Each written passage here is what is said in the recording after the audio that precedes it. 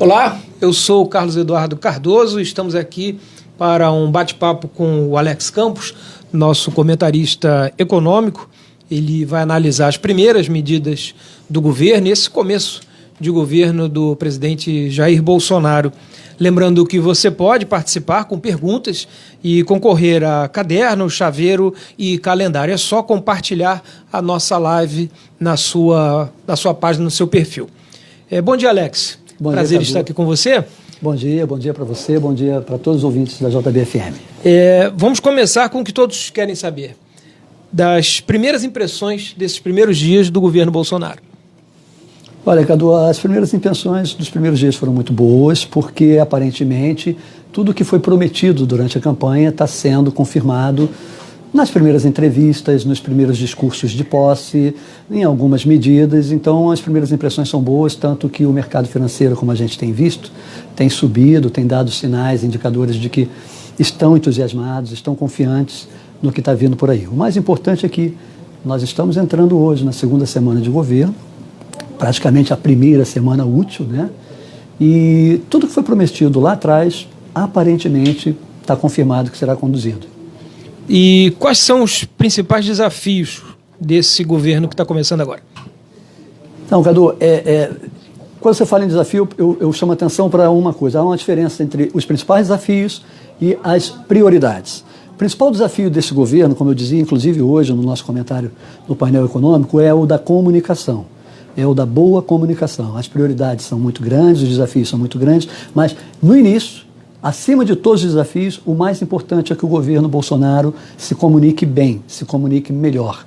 São assuntos e temas muito difíceis que ele vai ter que enfrentar, são assuntos e temas muito difíceis que ele vai ter que apresentar e conquistar o apoio da sociedade, e para conquistar o apoio da sociedade vai ser preciso uma comunicação muito eficiente, principalmente no sentido de garantir o convencimento da sociedade de que aquelas medidas duras, difíceis, polêmicas e muitas delas impopulares são realmente necessárias. Então, o principal desafio é a comunicação e depois da comunicação, as prioridades, como eu já disse aqui, eu tenho dito sempre na rádio, são reformas, reformas e reformas.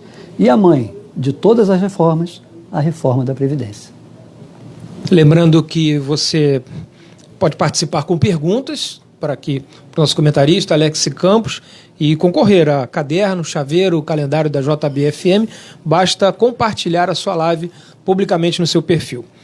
Mais uma pergunta aqui, e quase todos os analistas políticos e econômicos sempre acabam apontando a reforma da Previdência.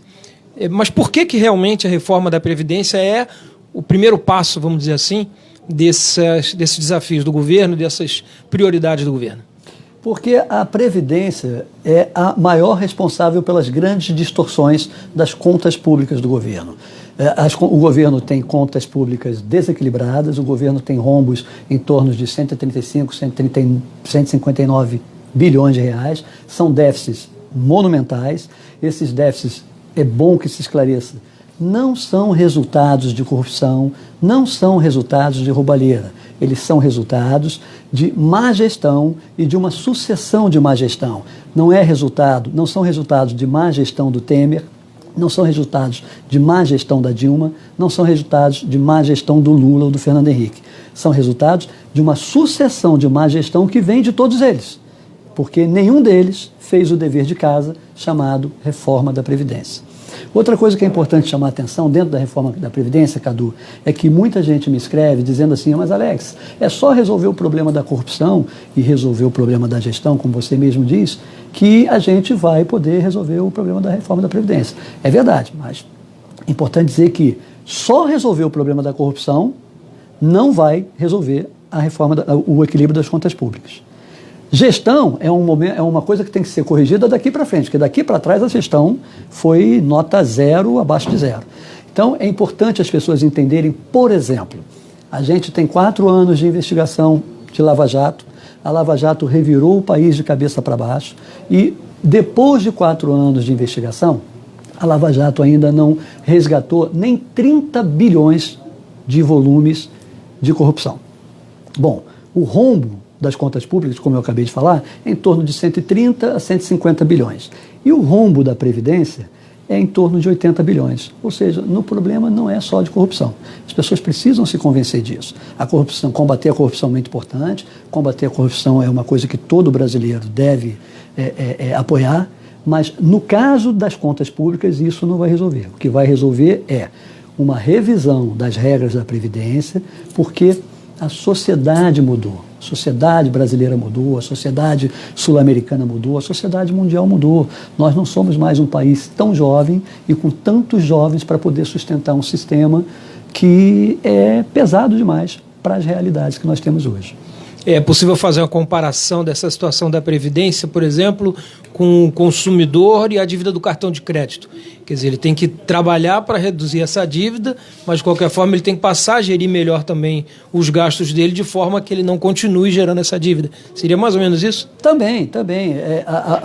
O grande problema dessa sucessão de erros, de sucessão de governo das contas públicas, vem lá do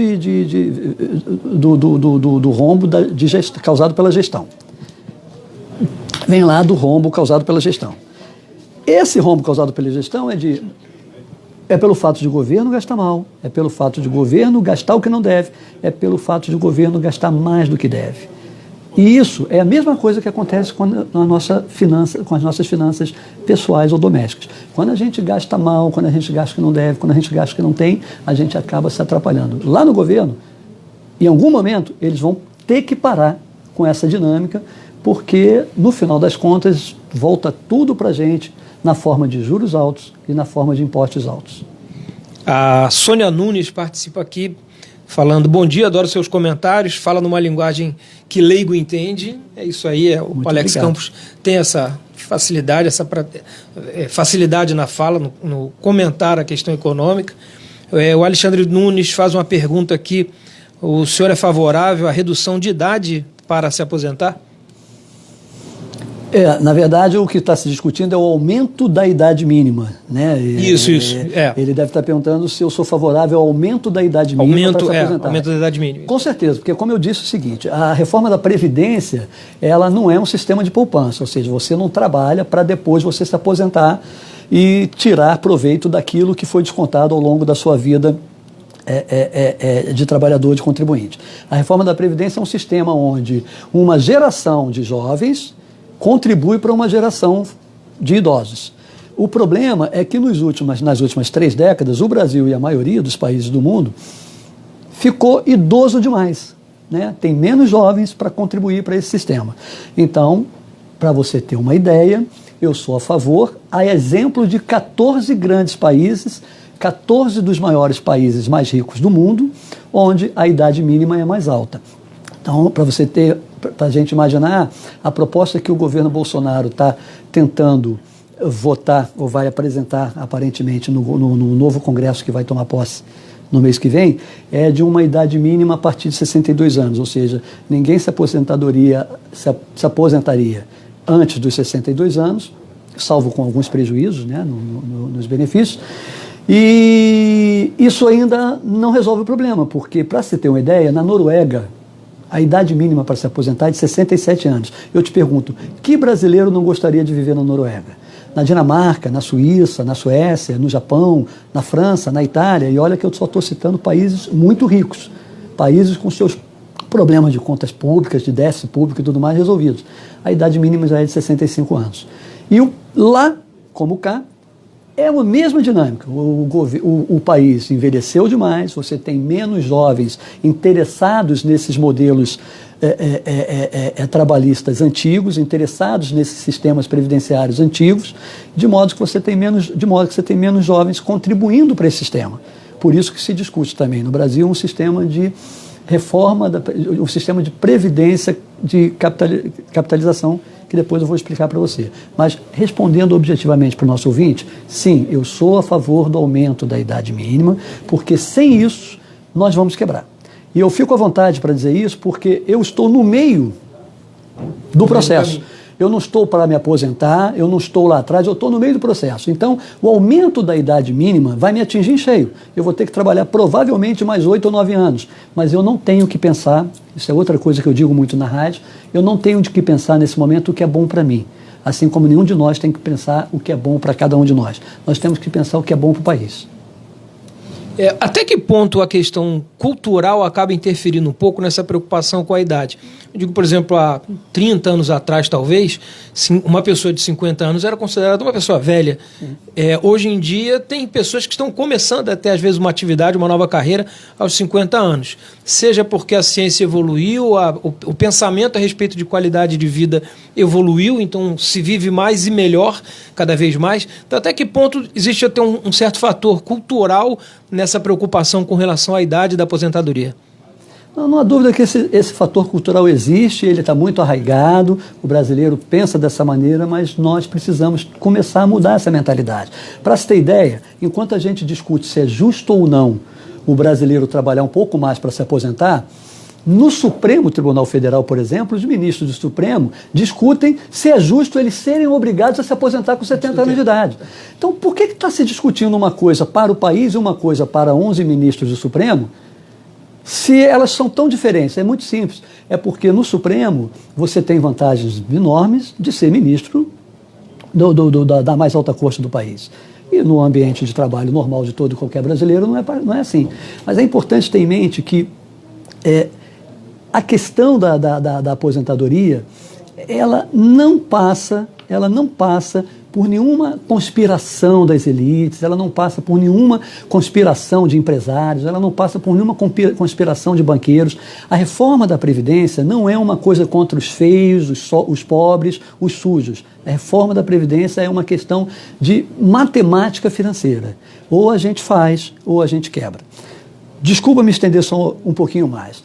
Se você reparar, desde a redemocratização em 1985, todos os presidentes de lá para cá tentaram ou fizeram alguma reforma. O Sarney tentou e não conseguiu, o Collor tentou e não conseguiu, o Itamar tentou e não conseguiu, mas o Fernando Henrique fez uma reformazinha, fez mudanças importantes, até porque ele é odiado até hoje pela famosa frase: quem se aposenta aos 50 anos é vagabundo. Né? O Lula veio e fez mudanças nas regras dos servidores públicos, a Dilma não fez, a Dilma lutou para manter as regras modificadas pelo Fernando Henrique, o Temer lutou para poder fazer a reforma da Previdência agora. Então, o que há em comum entre o Sarney, o Collor, o Itamar, o Fernando Henrique, o Lula e a Dilma? Nada, a não ser a obrigação, a responsabilidade de tentar ou fazer a reforma da Previdência. Então é isso que as pessoas precisam ter em mente. Só para concluir, a reforma da Previdência não é uma conspiração das elites. A reforma da Previdência não é contra os feios, os pobres e os sujos. A reforma da Previdência é uma necessidade da qual o país não vai poder fugir. A Sandra Lúcia pergunta por que a reforma só vai ser feita na Previdência e não extensa a salário de políticos, judiciários, pensionistas. Você até já adiantou um pouquinho que a reforma não é contra ninguém. Não, mas ela tem razão. Ela tem razão. Esse é um problema que dificulta, inclusive... Não tem jeito. Quando eu disse no início que era um trunfo importante o governo ter uma comunicação boa para convencer a sociedade da reforma da Previdência, isso que ela está propondo, que o ouvinte está questionando, ela tem toda a razão. O governo precisa convencer a sociedade para que a sociedade também convença os políticos de que eles têm que dar a sua contribuição. É bem verdade que nós estamos falando de apenas 554 deputados, 81 senadores.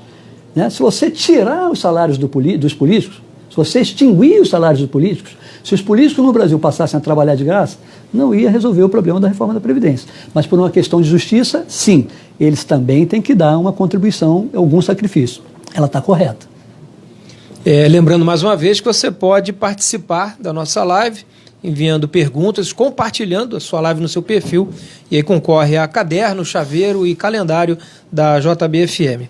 Mudando um pouco agora de assunto, falar de uma maneira mais ampla da economia. Qual é o ambiente mais favorável nesse momento, o interno ou o externo? Olha, os dois são complicados, né? A diferença é que no ambiente interno o governo pode agir, o governo pode trabalhar para torná-lo mais amistoso. E no ambiente externo é mais complicado porque não depende de estratégias governamentais, não depende de políticas públicas, não depende de muitos esforços do governo.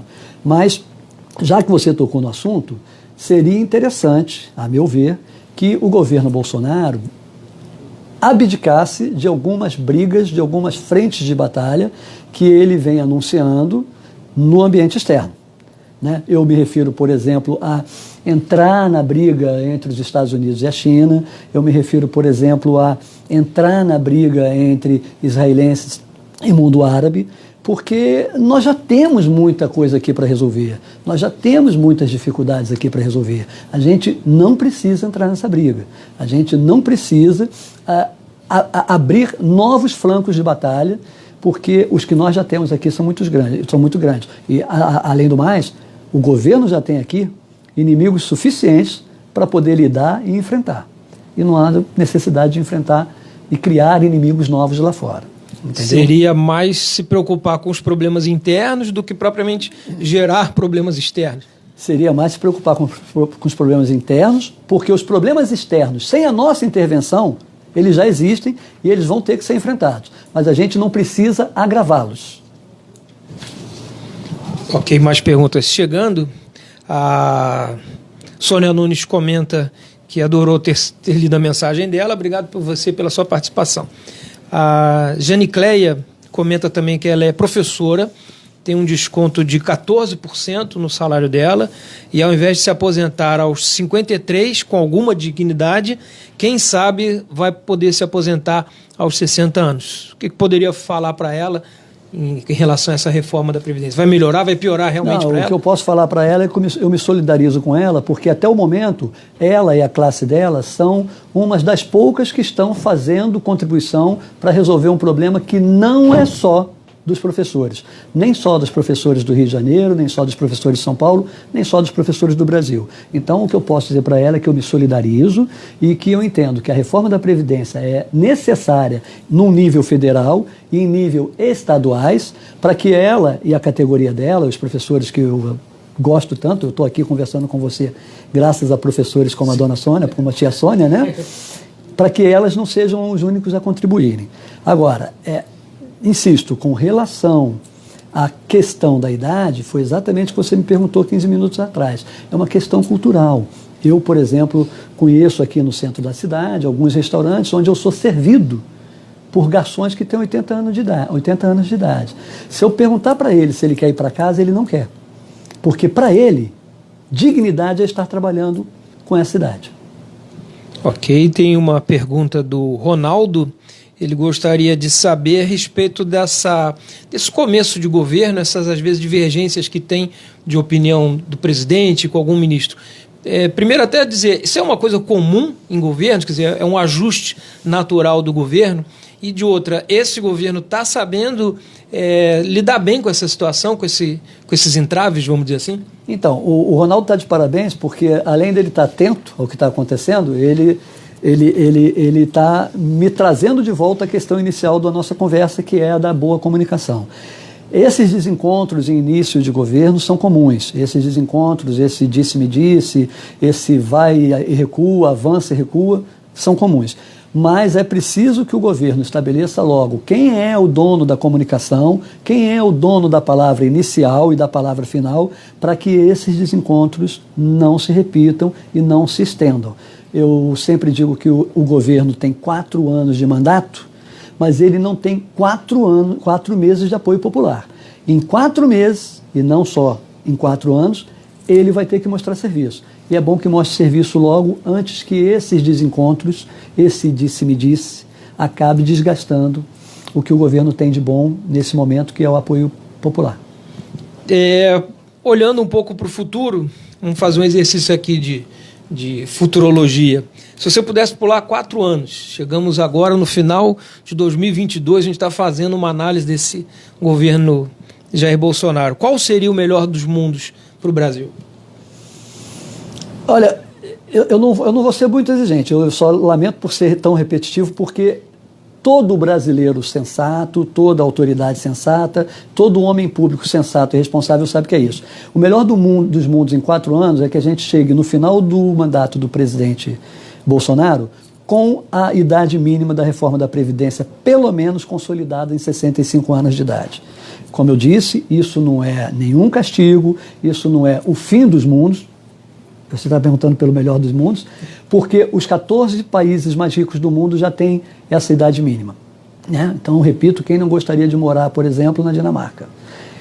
E a partir daí, desses 4 anos, o melhor dos mundos seria a gente ter candidatos para dar continuidade a essas responsabilidades de gestão, dar continuidade a essas responsabilidades políticas e econômicas e que pudessem também agregar, conciliar, apaziguar o país.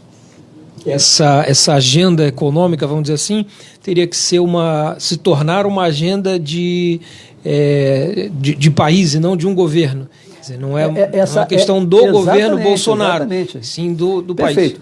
Essa agenda não é do Bolsonaro, como eu disse antes, não é uma agenda do Temer, não foi uma agenda da Dilma, não foi uma agenda do Lula, do Fernando Henrique e assim por diante. Essa agenda é uma agenda do país, porque, repito, as sociedades mudaram, os estratos sociais mudaram, as camadas sociais mudaram, os empregos mudaram, né? Nós temos, por exemplo, uma geração de garotada que está aí que não quer nem saber de CLT, FGTS, INSS, Sistema Oficial Previdenciário. Então, eles estão pensando cada vez mais em serem empreendedores, eles estão pensando cada vez mais em ter o próprio negócio, eles estão pensando cada vez mais em redescobrir o novo WhatsApp, o novo Facebook, o novo Google, porque é essa a mentalidade que tem essa geração. Então, os modelos antigos de trabalho, os modelos antigos de contribuição previdenciária, qualquer que seja, trabalhista, eles estão acabando. Eles estão acabando. Então a gente precisa pensar em outras questões, em outras soluções, mas no momento, nós ainda temos pendurados nesse sistema 25 milhões de brasileiros. Então a gente tem que agir com responsabilidade para manter esse sistema, mesmo que a gente tenha aqui aos poucos ir substituindo ele por um outro sistema. A proposta da capitalização previdenciária que o governo Bolsonaro, através do ministro Guedes, está apresentando é muito parecida com a poupança. Ou seja, você contribui para você. Então você vai optar se você vai querer fazer uma contribuição previdenciária para você ou se você vai fazer outro tipo de contribuição. O fato é que o sistema previdenciário oficial, como a gente conhece hoje, ele tende a ser extinto. E, mais uma vez, lembrando que você concorre a chaveiro, calendário, caderno, se participar da nossa live aqui, compartilhar a nossa live no seu perfil. Vou voltar um pouquinho nessa resposta anterior que você me deu. Você tocou num assunto que eu acho que é bem interessante também em termos de economia do Brasil. Você falou que uma geração mais jovem está cada vez mais preocupada em ser empreendedor. Aparentemente, ao longo dos anos, o Brasil não é um país que incentiva muito o empreendedorismo. Durante a campanha até se falou da dificuldade de se abrir uma empresa, mas eu acho que até a maior dificuldade é de se manter uma empresa, abrir, obviamente, a burocracia, mas o se manter é tornar ela lucrativa a ponto de que ela consiga sobreviver. Que tipo de mudança... É isso mesmo? Quer dizer, primeiro confirma se eu estou correto e que tipo de mudança também precisa ser feita nesse aspecto para que o Brasil possa ser um país empreendedor? O discurso de posse do ministro da Economia, Paulo Guedes, ele chegou a citar os empreendedores, né? Ele disse que, literalmente, que o país tem que deixar de ser o paraíso dos rentistas, né? Ou seja, aquelas pessoas que vivem de rendas, de investimentos e tudo mais, e passar a ser e deixar de ser o inferno dos empreendedores. É perfeita essa imagem, porque realmente o Brasil é o inferno dos empreendedores. Para você ter ideia, você leva de 6 a 7 meses para abrir uma empresa no Brasil e muitas delas morrem com muito menos tempo do que 6 a 7 meses, porque o Brasil castiga demais os empreendedores. O Brasil é muito cruel com os empreendedores. O Brasil, ele, além de não incentivar, ele é muito duro, ele sacrifica demais. E o ideal, o melhor dos mundos para esse segmento é que eles sejam livres de amarras, livres de tudo. Livres. O cara tem uma ideia, ele vai lá, abre a ideia, se ela funcionar e ele conseguir vender aquela ideia por 1 bilhão, que é como transformar aquela ideia num unicórnio, que é o nome que se dá às empresas que são vendidas por mais de $1 bilhão, que seja assim. Todo mundo vai ganhar com isso, a começar pelo fato dele gerar empregos para aquela ideia. Então a gente precisa parar de olhar os empreendedores como vilões que estão querendo fugir dos sistemas convencionais de contribuição, que estão querendo fugir dos... A gente precisa de mais empreendedores, a gente precisa de mais pessoas tendo o próprio negócio e contribuindo para a economia girar de outra maneira, que seja pessoas presas às regras trabalhistas, regras de 70 anos atrás, quando existiam empregos que hoje já estão extintos e quando não existiam empregos que hoje são muito comuns. E essa melhora de condições para os empreendedores passa basicamente pela reforma tributária? Essa melhora de situação dos empreendedores passa por uma...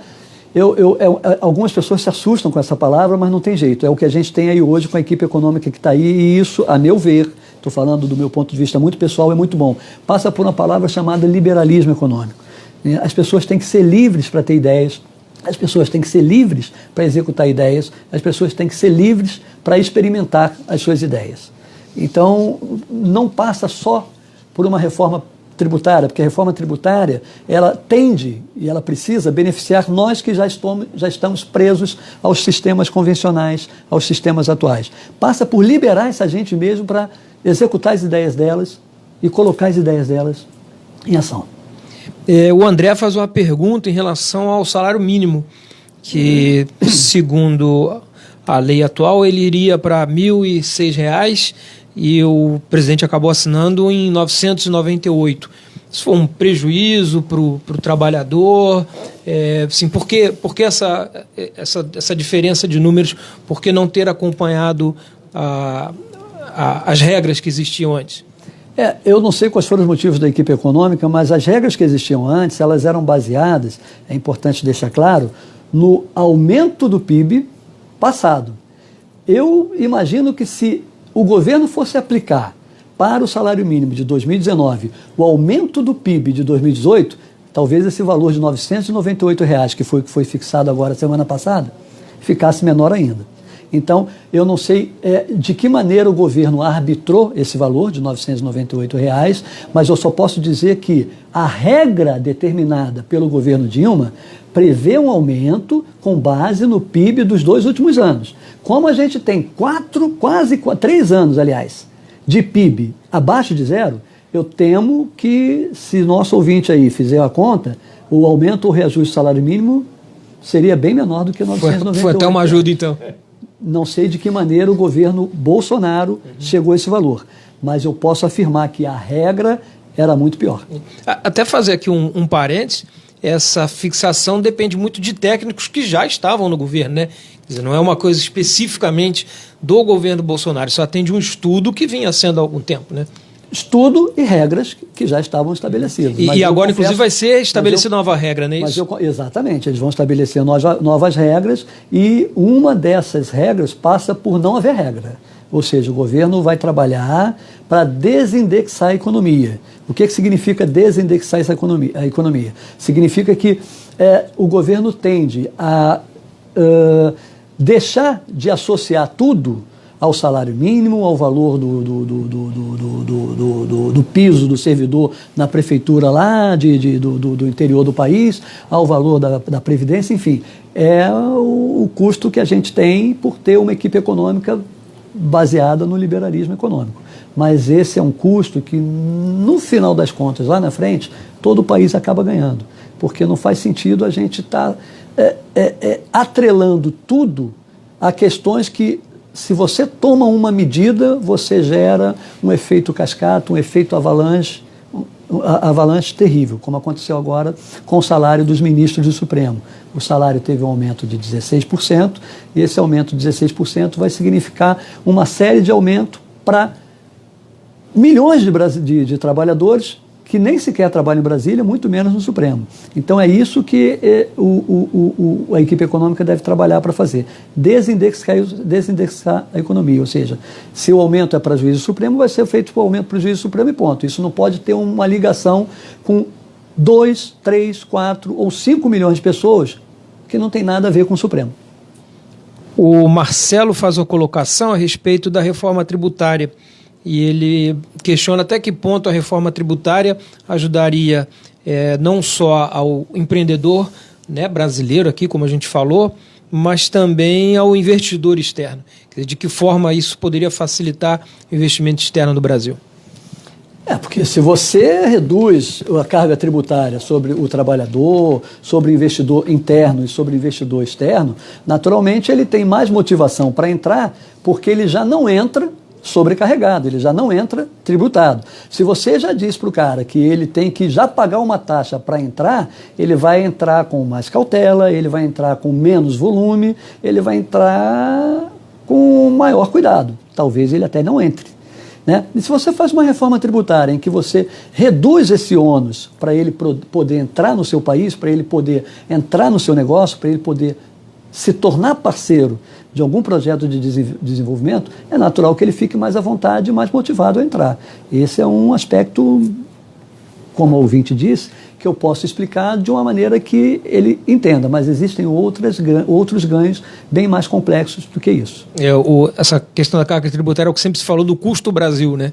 É o custo Brasil. O custo Brasil é um dos maiores país de todo o mundo. Então a gente precisa reduzir esse custo Brasil porque a gente precisa que todos os nossos projetos de desenvolvimento sejam mais baratos. Ok, mais uma vez lembrando que se você compartilhar a nossa live publicamente no seu perfil, você concorre a caderno, chaveiro e calendário. Se você tivesse que fazer uma aposta em um nome desse governo, quem você destacaria? Olha, eu acho que o presidente Jair Bolsonaro, ele já quebrou uma série de recordes, né? Ele já quebrou uma série de paradigmas, né? Ele se elegeu sem um grande partido, ele se elegeu sem uma grande campanha, ele se elegeu sem um grande volume financeiro, ele se elegeu sem um grande esquema por trás. E foi muito generoso ao colocar no governo, dois nomes que podem acabar fazendo sombra a ele. Um deles é o do ministro da Economia, o Paulo Guedes, que está com ideias muito ousadas, e se metade dessas ideias decolarem, metade dessas ideias derem certo, ele vai se tornar um nome muito forte dentro desse governo.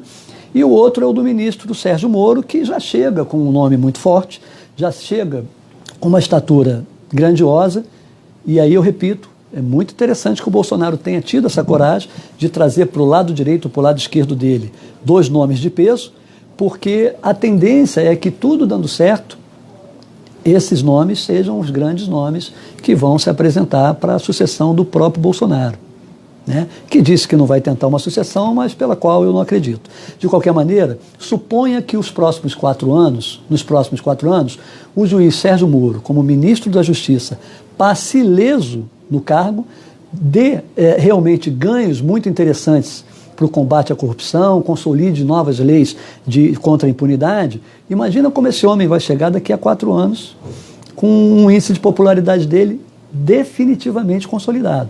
Então, o nome que eu aposto dentro desse governo para daqui a 4 anos é o do ministro Sérgio Moro. Mais até do que o do ministro da Economia. Mais até do que o ministro da Economia, porque mesmo que o Paulo Guedes, ministro da Economia, consiga realizar grande parte dos seus projetos econômicos, a gente precisa lembrar que grande parte desses projetos econômicos passa por questões difíceis de serem aceitas, questões difíceis de serem entendidas e questões difíceis de serem compreendidas. Ou seja, ele pode até ter sucesso, mas para ter sucesso ele vai ter que contrariar muitos interesses, inclusive interesses populares. Entende?